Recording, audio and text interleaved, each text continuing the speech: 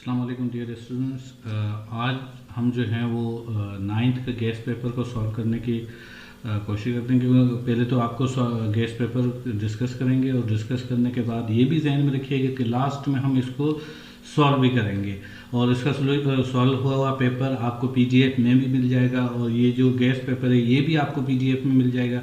तो ये हो सकता है थोड़ा सा लेंथी हो वीडियो, मगर एंड तक आपने देखना है तब ताकि आपका पूरा इंग्लिश पेपर, इसके अंदर आपके सॉल्यूशंस और इसके अंदर आपका जो गेस्ट पेपर है वो पूरी डिटेल्स के साथ आपको मिल जाएगा। आइए चलते हैं, पहले हम इसको मॉडल पेपर को देखते हैं कि इसका मॉडल पेपर जो है वो कैसा हमें मिला था और उसके बाद हम क्योंकि मॉडल पेपर को डिस्कस करते हैं तो मॉडल पेपर को देखते हैं। तो मॉडल पैटर्न क्या है? पैटर्न ये है कि हमारे पास एमसीक्यूज़ के 20% होंगे, शॉर्ट आंसर क्वेश्चन के 40% और जो डिस्क्रिप्टिव है डिटेल्स में हम लिखते हैं वो 40% आपको वहाँ पे मार्क्स मिले। क्योंकि ये 100% का पेपर है तो जिसकी वजह से आपको ये 100% के अंदर आपको 20 जो है वो एमसीक्यूज मिलेंगे।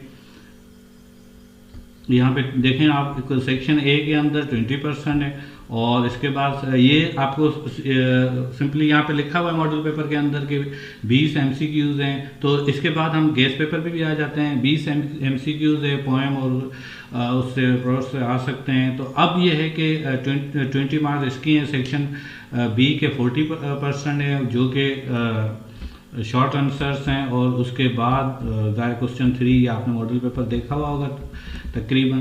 तो इसमें क्योंकि वीडियो ज़्यादा हम इसको लेंथी नहीं करते, हम ये क्योंकि हम वहाँ पे गेस्ट पेपर पे शेयर करेंगे तो जिसकी वजह से हम यहाँ पे इसको ज़्यादा डिटेल्स नहीं। यहाँ पे आपको सिर्फ एक चीज़ बताने की ये कि बहुत सारे स्टूडेंट्स जब कॉपीज़ फिल कर रहे होते हैं तो ये बहुत सारे सवालात आते हैं, सोच रहे होते हैं, पूछ रहे होते हैं कि सर हमें यहाँ क्या लिखना है। देखें यहाँ पे आपने क्लियरली लिखा हुआ है सब्जेक्ट पे इंग्लिश लिखना है, आपने पेपर जहाँ पे भी लिखा होगा पेपर के सामने आपने 1 लिखना है। ये आपको थोड़ा सा हाईलाइट करके ये देखें क्लियरली लिखा हुआ है इंग्लिश, ये आपने सिर्फ इंग्लिश तक लिख लें फिर भी सही है। आपका सब्जेक्ट इंग्लिश है और इसके बाद आपका पेपर 1 होगा तो वहाँ पे पेपर 1 एग्जामिनेशन के ऊपर जितना भी लिखा हुआ है आपने लिखना है एसएससी पार्ट 1 भी लिख सकते हैं और एसएससी भी लिख सकते हैं। तो ये आपके आंसर कॉपी इसके बहुत सारी चीज़ें आपको यहाँ से भी मिल सकती है जो आपको क्वेश्चन पेपर मिलता है। ये ऑल ओवर सिंध के अंदर कहीं पे भी ये आप कहीं पे किसी भी बोर्ड पे आप देखेंगे तो एनालिसिस पेपर का इसी तरह होता है और इसी टाइप का ही एमसीक्यूज देते हैं। अब एमसीक्यूज ज़ाहिर है पूरा बुक से देते हैं तो जो इम्पोर्टेंट चीज़ें हैं वो सिर्फ जहन में रख लें कि उसमें अंदर आपके ज़्यादा से ज़्यादा एमसीक्यूज कहाँ से आ सकते हैं। एक तो आपने ये जहन में रखना है जितने भी पोएम हैं उनके और पोएम के पोइट्स के जो नेम है वो आपने जहन में रखने के कौन सा पोएम, जैसा कि आपने लिटिल थिंग्स किसने लिखा हुआ है, आपने चाइल्ड इनोवेशन किसने लिखा हुआ है, तो ये चीज़ें भी आपने जहन में रखनी है। अच्छा, उसके बाद आप देखते हैं कि मदीना मीन्स का यहाँ पे आप द सिटी है मगर यहाँ पे कोई भी आ सकता है। यहाँ पे कैसे कोई आ सकता है? फॉर एग्जाम्पल इससे related Madina old name Yathrib ये भी आ सकता है। नबी पाक सल्लल्लाहु अलैहि वसल्लम की वो जो यसरब के बाहर कब पहुँचे, कौन सी तारीख है, ये एमसीक्यू थोड़े से आप इसको देखते जाएं। हेलन केलर से है, चाइल्ड इनोवेशन से है, चिकनगोनिया जो है वो कितने दिन तक रह सकता है। देखें मिलर अब्दी ये भी यहाँ पे दिया हुआ है। यहाँ पे जो अहम चीज़ अब मैं आपको जो कुछ डिटेल्स बताने जा रहा हूँ वो ये एमसीक्यूज तो बुक्स के अंदर ऑलरेडी हैं मगर जो ज़्यादातर इसमें से 1-2 एमसीक्यूज जहाँ कन्फर्म आने हैं वो देखें। यहाँ पे आपने देखना है ये कंपैरेटिव डिग्री है। अब कंपैरेटिव डिग्री आप बैठ ली क्योंकि ये मुझे ज़्यादातर शक कंफर्म है कि ये लाजमी आपका एमसीक्यूज एक आ सकता है तो जिसकी वजह से मैं आपको इसकी एक बुक्स के अंदर से दिखा सकता हूँ कि ये एमसीक्यूज आ सकता है। बुक के पेज नंबर 189 पे आपको ये ज़्यादातर मिल जाएंगे, पॉजिटिव डिग्रीज, कंपैरेटिव, सुपरलेटिव। तो आपने यहाँ पे ये देख लेनी है कि कौन सी जो है वो डिग्री यूज़ हुई है। तो ये इस पूरे पेज को पढ़ लीजिएगा डिग्रीज ऑफ एडवर्ब की और ये ऊपर जो लिखी हुई हैं इनको भी आपने लाजमी पढ़ना है कि ये हाई, हायर, हाईएस्ट और बेडली, वर्स, वर्स। बहरहाल ये पूरा आपने तकरीबन 20 और ऊपर जो एग्जांपल्स दी हुई हैं तो 25 तक ये, और इसके इर्द गिर्द अगर किसी बुक से आप पढ़ना चाहें तो वो भी पढ़ लें। इसके अंदर से एक MCQs कन्फर्म आ रहा है। अच्छा, अब नेक्स्ट MCQs पे डिस्कस करते हैं। ये जो इम्पोर्टेंट है और लाजमी इसी में से ही आएगा, इस एक पेज में से, वो है the odd one out from the word. अब ये आपने नोट करना है। ये 176 पे आप देखेंगे कि ये आपके पास 10 वर्ड्स दिए हुए हैं, तो ये इसके अंदर से भी हमें आ सकते हैं। तो ये जहन में रखिए, ये 10 वर्ड्स आपने बिल्कुल इनके एक एक चीज़ आपने जहन में रखनी है। और ये पेज भी जहन में रखिए, 176 आपके बुक में अंदर से, तो ये इसके अंदर से भी। बहुत सारे स्टूडेंट ये समझ रहे होते हैं कि ये जो हमारे MCQs हैं वो इस बुक से आ रहे होते हैं, जैसा कि ये अभी आपके सामने शो हो रहा है कि इसके अंदर से मीनिंग्स जो हैं वो सेम मीनिंग्स जो वो बिल्कुल इसी में से ही आएंगे। मगर आपको अगर ये बुक से बिल्कुल कंक्लूजन निकालना बिल्कुल मुश्किल लग रहा है तो फिर आपने ये करना है कि ये आखिर में लास्ट में जो पूरी एक सिनोनिम्स दिए हुए हैं वर्ड्स के, तो ये आपने जहन में बिठा लेना है कि जितने भी हैं। अब जाहिर है सब तो याद तो नहीं कर सकते, जिन बच्चों ने याद किए हुए हैं तो अच्छी बात है। अगर जो याद नहीं कर पा रहे वो सिर्फ आप जहन में बिठा लें। इनमें से भी, इन वर्ड्स में से ज़्यादातर आपके पास जो MCQs है वो भी आ सकते हैं। ये सिर्फ MCQs नहीं है, इसके अंदर जो नीचे आपके लास्ट के अंदर आपने देखा होगा पैराग्राफ, और वहाँ पे जो डिटेल्स देते हैं कि इन वर्ड्स की जो है सेम मीनिंग्स बताएं, तो वो अभी क्वेश्चंस को जैसे ही हम डिस्कस करेंगे तो ये भी आपके सामने उनकी डिटेल्स आ जाएगी। सेक्शन B के अंदर आप देखेंगे तो ये आपके पास तकरीबन 40% आपने 40 मार्क्स का सेक्शन C है आपका, और इस सेक्शन के अंदर आपके पास क्वेश्चन नंबर 2 जो है वो इस क्वेश्चन नंबर 2 का सिर्फ 2 to 3 सेंटेंसेस। यहाँ पे टाइम ज़ाया नहीं करना आपने। आप ऐसा ना हो कि आप मुसलसल लिखते जाएं 10-10 लाइनें और फिर उसके बाद आपका टाइम जो है वो ज़ाया हो जाए। तो इस वजह से ये जहन में रखिएगा 2 to 3 जो सेंटेंस हैं वो आपने इनके आंसर देने, क्योंकि 2 मार्क्स आपको मिलेंगी एक इस पे क्वेश्चन पे। तो आप अंदाज़ा लगा लें कि 2 मार्क्स आपको अगर मिल रही हैं एक क्वेश्चन पे तो आपने यहाँ पे उस हिसाब से ही लिखना है। अब यहाँ पे आपने बहुत सारे बच्चे ये करते हैं उनको 6 लाइन्स का मिल जाता है तो 6 लाइन, मगर यहाँ पे आपने ये भी देखना है कि वो क्वेश्चंस जो बिल्कुल जिनके आंसर ज़्यादा लॉन्ग नहीं हो रहे, बिल्कुल शॉर्ट आंसर हो रहे हैं, वो आपने लिखने हैं। आपने ज़्यादा लेंथी भी नहीं जाना, क्योंकि जो कुछ क्वेश्चन उन्होंने जानबूझ के ऐसे देने होते हैं जो ज़्यादातर लेंथी हो। अब यहाँ पे ये देखें, मैंने एक लिखा हुआ है who is the Begum Rana Liaquat Ali Khan, what role did she play in Pakistan movement. अब ये क्वेश्चन जाहिर है बेगम लियाकत अली खान का, राना लियाकत अली खान के बारे में बताना है, फिर उसके रोल के बारे में, तो ये आपने क्वेश्चन वहाँ पे नहीं लिखना।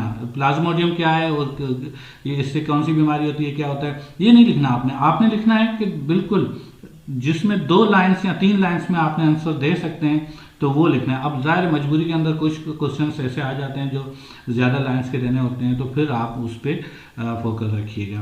अब आप आते हैं हम क्वेश्चन नंबर 3 पे। क्वेश्चन नंबर 3 20 मार्क्स का होता है। वो जाहिर है आपने जो पूरे साल में काम किया हुआ होता है। इसके अंदर प्रीपोजिशंस हैं, आर्टिकल है और चेंज ऑफ वॉइस है, चेंज नरेशन है, ठीक है, और फिर फॉर्मेशन सेंटेंस हैं जिसके अंदर आपने जो है वो टेंसेस को और इंट्रोगेटिव, नेगेटिव और जो पंक्चुएट का एक जुमला होता है वो आपने करना होता है, और उसके बाद वर्ब जो है वो एडजस्ट करना होता है, और उसके बाद प्रीफिक्स या सफिक्स का एक कोई होगा। अब क्वेश्चन नंबर 4 जो है वो बिल्कुल इजी है। जिन बच्चों ने इस पे काम किया हुआ होगा, जिनको पता है पार्ट ऑफ स्पीच है, ये आजकल तो 4-5 क्लास वालों को भी पढ़ाया जाता है। तो अब ये है कि पार्ट ऑफ स्पीच आपने पहचानने होते हैं कि इसमें वर्ब कौन सा है, एडवर्ब कौन सा है, प्रीपोजिशन कौन सा है। 8 हैं, तो इन 8 में से कोई एक हो सकता है, तो ये आपने करना है। और इसके बाद ट्रांसलेट जो है वो इस पैराग्राफ की ट्रांसलेट करनी होगी आपको, जो इसकी हिंदी में कर लें, उर्दू में कर लें, ये बिल्कुल इजी ट्रांसलेशन होती है ये। अब हम आते हैं सेक्शन C की तरफ। सेक्शन C जो है वो यहाँ पे ये भी 40% का है, तो इसके अंदर भी 40 मार्क्स हैं। तो ये पैसेज आपने भी पैसेज जो है वो रीड करना है, और रीड करने के बाद इसकी फिल द ब्लैंक्स करनी है। वो यही होगा जो आपने क्वेश्चंस वहाँ उस लेसन्स आपने पढ़े हुए होंगे। अच्छा, इसके बाद क्वेश्चन नंबर 7 जो है वो आपने ऐसे लिखना है 120 to 150 वर्ड्स। अब आपने वहाँ पे काउंट नहीं करना है कि ये वर्ड्स कितने, आपने ये लिखना है कि ये एक लाइन के अंदर आपके 6 to 7 लाइन वर्ड्स आ रहे हैं या 5 वर्ड्स आ रहे हैं, वो आप देखेंगे आपके वर्ड्स कितने आ रहे हैं एक लाइन में। तो आप लाइनें काउंट करेंगे। फॉर एग्जांपल अगर आपकी 6 वर्ड्स आ रहे हैं तो आपने कम से कम 20 लाइन्स लिखनी है, 22 लाइन्स लिखनी है। अंदाज़न यही होता है कि अबो देन 20 और 20 से ऊपर तकरीबन 22, कोशिश करें 23, 25 तक आपने लाइन लिखनी है। और ये भी ध्यान में रखिएगा, ज़्यादा टाइम आपने बचा के रखना है। एक एक वर्ड आप लिखते वक्त ये सोचेंगे कि आपने इसको जो 22 लाइन से या 23 लाइन से हैं तो आपने इसको किस तरह एडजस्ट करना है। बहरहाल ये ऐसे जो हमें लगे कि जो इम्पोर्टेंट है, इम्पोर्टेंस ऑफ फॉरेस्ट है, पाकिस्तानी ट्रू विजनरी है, इम्पैक्ट ऑफ सोशल मीडिया है। इसके अंदर एक और भी मेरे जहन में अभी आ रहा है कि हम हो सकता है कि स्ट्रीट क्राइम्स के ऊपर भी कोई आए, क्योंकि ये हमारी कुछ टीचर्स से वो डिस्कशन भी हुई है। हो सकता है कि ये जो ईमेल हो सकता है लेटर टू एडिटर जो है वो आपके पास आ जाए। और लेटर टू एडिटर जो है वो 3 चीज़ों पे आ सकता है, लेटर टू एडिटर या ऐसे। ये 3 चीज़ें जहन में रखिएगा आप। First, street crimes. Second, load shedding. Third, आपकी। तो बहरहाल ये आपका लेटर भी आ सकता है। Write an email to CEO private company accepting the offer of employ in this company आज एप्लीकेशन टू प्रिंसिपल, ये भी आ सकता है। अब ये प्रैक्टिकल आप कंप्यूटर में लिखा है, इसके अंदर आपको पिकनिक के लिए भी आ सकता है।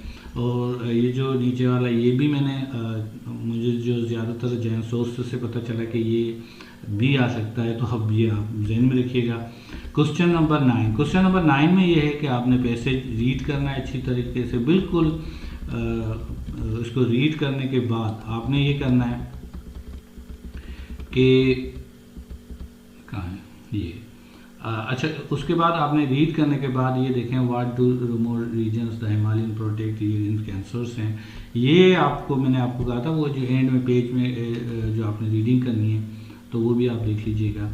अब ये आपके पास जो है इनके वर्ड्स सेम मीनिंग्स वहाँ पे आ रही होगी, ये आपने लिखना है। और पार्ट पार्टिसिपेट जिसका मतलब है वर्ब की सेकंड फॉर्म, ये आपने इसकी वर्ब की सेकंड फॉर्म लिखनी है। ठीक है, कनेक्टेड जो भी होगा वो, और ऊपर वाले लेटर की समरी बनानी है। ये आपका टोटल पेपर हो जाएगा। अब इसका जो है वो जो कुछ स्टूडेंट ने सॉल्व किया हुआ है पेपर, आइए उस पर हम अब डिस्कस करें। आपने पेपर देख रहे हैं, ये एक स्टूडेंट ने हमारे सॉल्व किया हुआ है। तो आप इसको थोड़ा सा नजर दें कि इन्होंने किस तरीके से सॉल्व किया हुआ है। आप हो सकता है इससे आप और अच्छे तरीके से सॉल्व कर सकते हैं राइटिंग में और कुछ और मेथड्स में। तो अब ये है कि ये इन्होंने देखा है शॉर्ट आंसर्स को किस तरह लिखा है। आंसर 1 है, आंसर 2 है और इस तरह आंसर 5 है। और ये जितने भी इसने ये इसकी हेडिंग्स दी हैं। हालांकि कोशिश ये कीजिएगा कि पेपर के अंदर आपका जो है वो ज़्यादातर गंद वगैरह ना हो, ज़्यादा नीट एंड क्लीन हो। और ये सारे जो सॉल्व पेपर है ये अभी आपको मैं सेंड कर रहा हूँ PDF फाइल पे। आप देखेंगे जो है वो, अब आप नीचे कमेंट्स में देखें, कमेंट्स में है कि PDF फाइल शेयर की जा रही है। उस PDF फाइल को आपने चेक करना है और उस PDF फाइल के अंदर आपको ये सारा गेस्ट पेपर भी मिल जाएगा और आपको इसका